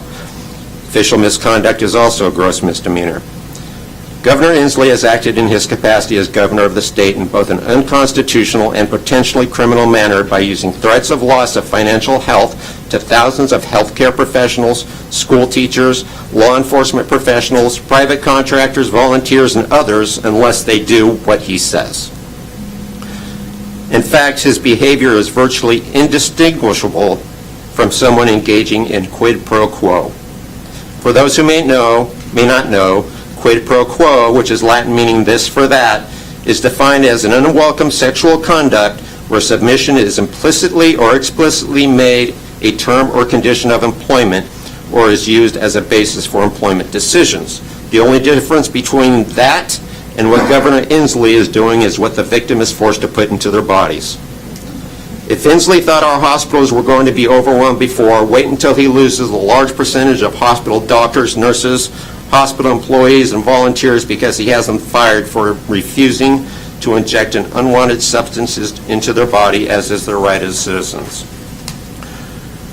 I can't speak for the rest of the council, but I won't stand for lies, threats, discrimination, name-calling, bullying, and the dehumanization of our citizens and children. For more than a year, we let Jay Inslee dictate how we live, where we go, and he is now using fear tactics, coercion, and threats to further divide the people of our state and deprive them of their rights and freedom. There was once a time when people had personal responsibility. If someone in their family was sick or susceptible to something, they took steps on their own to make sure that family member was kept as safe as possible. Not anymore. Now it's everybody else's responsibility, and big government decides what is in the best interest of our loved ones. I'm sure some people will label me as an anti-vaxxer, but I have no issue with anyone who chooses to get the vaccine.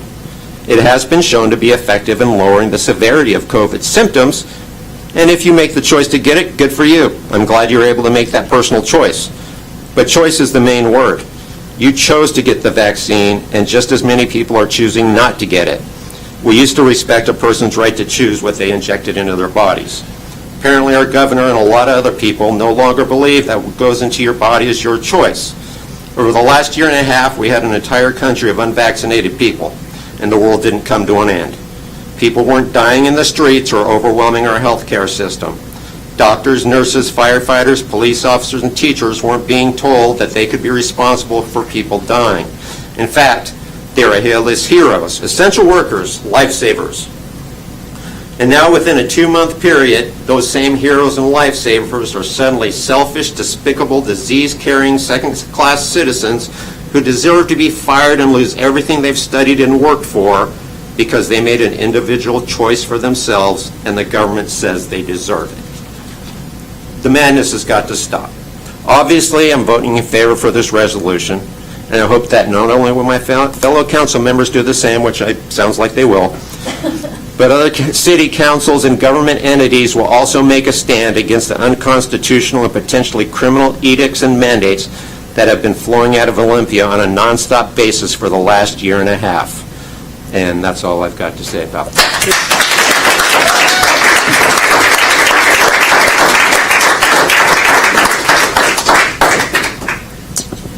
Any further discussion? Dave killed it. Seeing none, They want written copies of it. we'll get those out and attached to the agenda. Go ahead and take a vote on action item A, Resolution 740, expressing support for our healthcare workers, first responders, teachers, and citizens' individual rights. Councilmember Rounds. Aye. Councilmember Fredericks. Yes. Councilmember Holland. Aye. Councilmember Plaza. Aye. Councilmember Graham. Aye. The resolution has passed. Thank you. I will go ahead and read this into the record before I sign it, if you'll permit me a few moments here. Resolution number 740, a resolution of the City of Woodland City Council expressing support for our healthcare workers, first responders, teachers, and citizens' individual rights. Whereas on February 29, 2020, Governor Inslee issued emergency proclamation number 20-05 declaring a state of emergency due to the outbreak of COVID-19.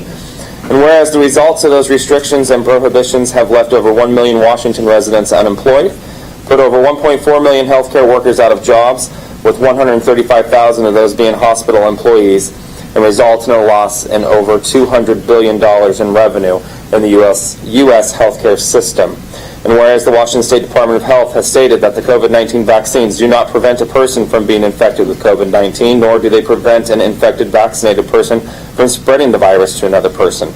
And whereas on August 9, 2021, Governor Inslee issued Proclamation 21-14, mandating that all state employees, healthcare workers, contractors, and volunteers that do work of any kind in a healthcare setting must be fully vaccinated against COVID-19 before October 18, 2021, or face termination of unemployment. and of employment. And whereas on August 18, 2021, Governor Inslee mandated that all K through 12 and higher education employees, as well as child care providers, school staff, coaches, bus drivers, contractors, volunteers, and other workers in school facilities must be vaccinated or face termination of employment.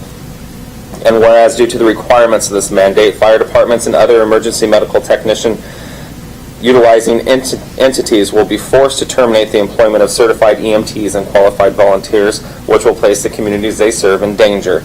And whereas school superintendents have stated that they have been threatened with the withholding of state and federal funds to schools if they did not enforce Governor Inslee's mandates.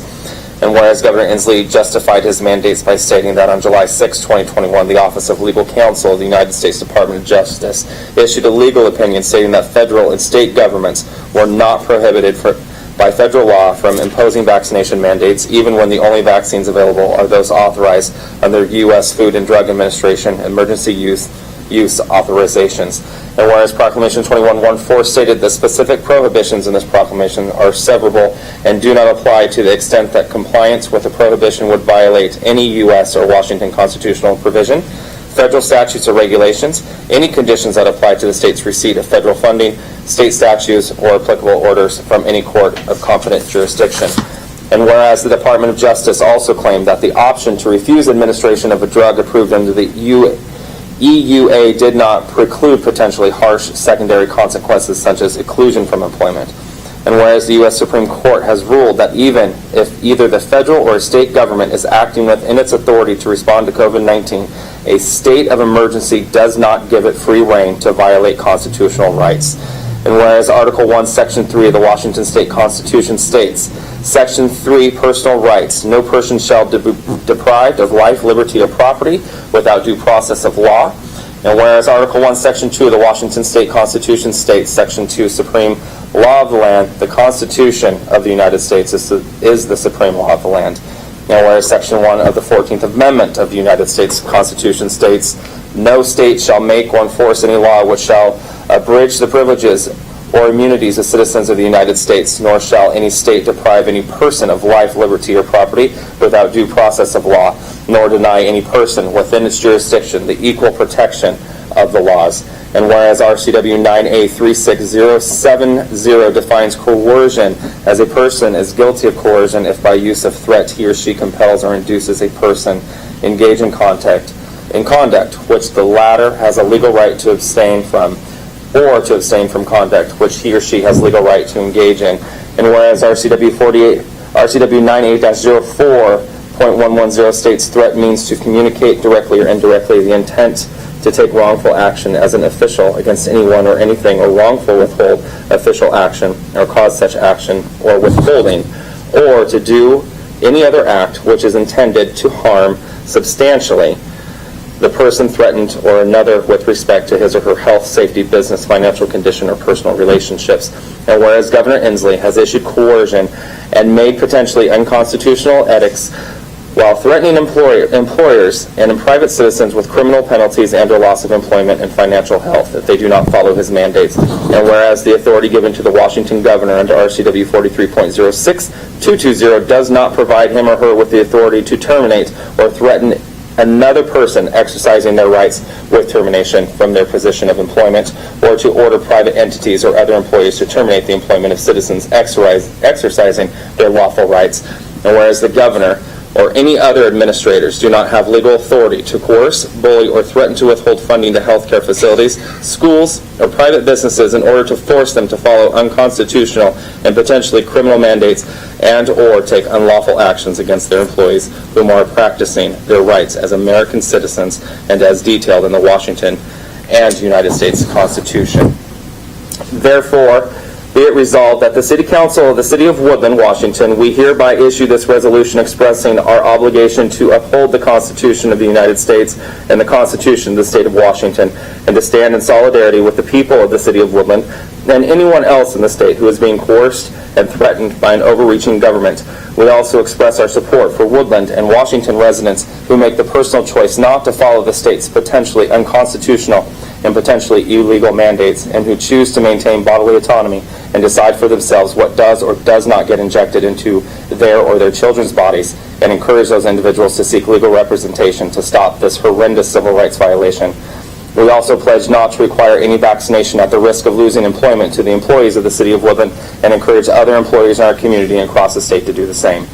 The Woodland City Council also stands in solidarity with the doctors, nurses, healthcare providers, EMTs, teachers, hospital and school staff, contractors, volunteers, and every other essential employee who are being coerced and forced against their will under threat of loss of livelihood to be able to determine for themselves what is or is not injected into their bodies, and highly encourage entities to allow freedom of choice to employees to receive any vaccine and demand this mandate be rescinded. We highly encourage employers to follow the example set by the City of Woodland and not to mandate the injection of substance into an employee's body as a requirement for employment.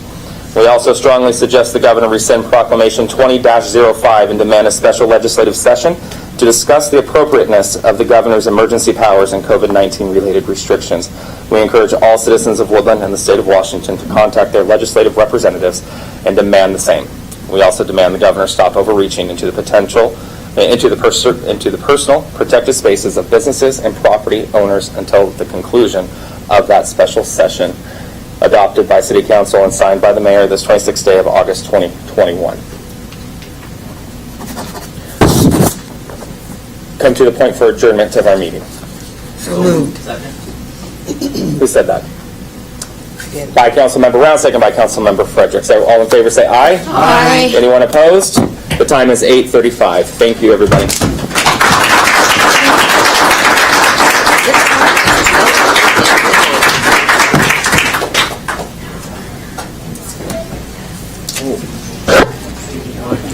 Yes. Yes, please.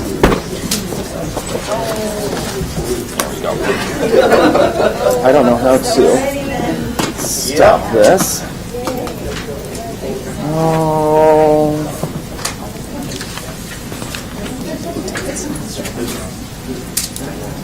Yeah.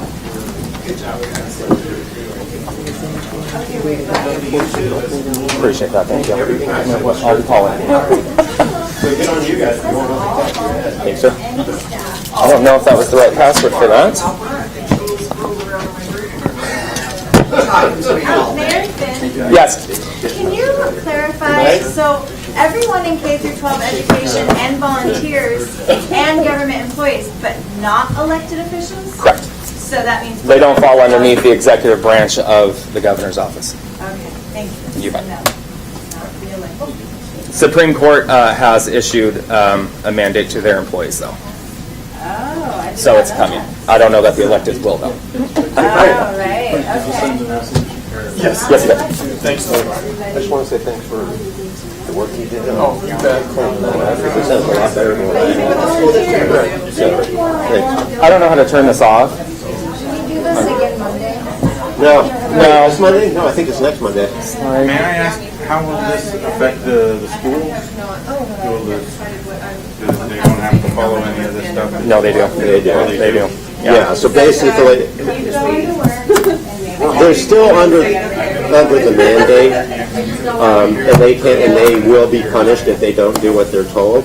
However, what my goal was is hopefully that by us stepping up and coming forward first, it will help other people to do the same, and maybe we can get enough pushback against Olympia that maybe something will actually happen. But the city council itself has no control over the school one way or the other, so they do what they do. I've been homeschooling just so... Yeah, my kids are homeschooled too. Too woke? You too woke? But yeah, so the school's under a totally different system of, authority. We have no input with them at all. Thank you. Right. What's that?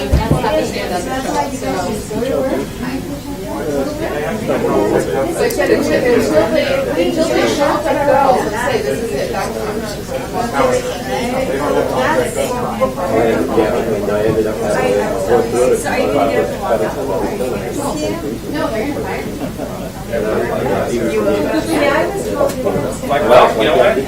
The law states. When might we be able to get a copy of this meeting? It's going to be, it'll be on YouTube. Give it, no, you're fine, I didn't want you to start. Probably it'll be sort of I'll go through. No, that's good. Somebody requires questions. So just when tomorrow I'll go in, I'll clean your iPods, and I'll look out, and I'll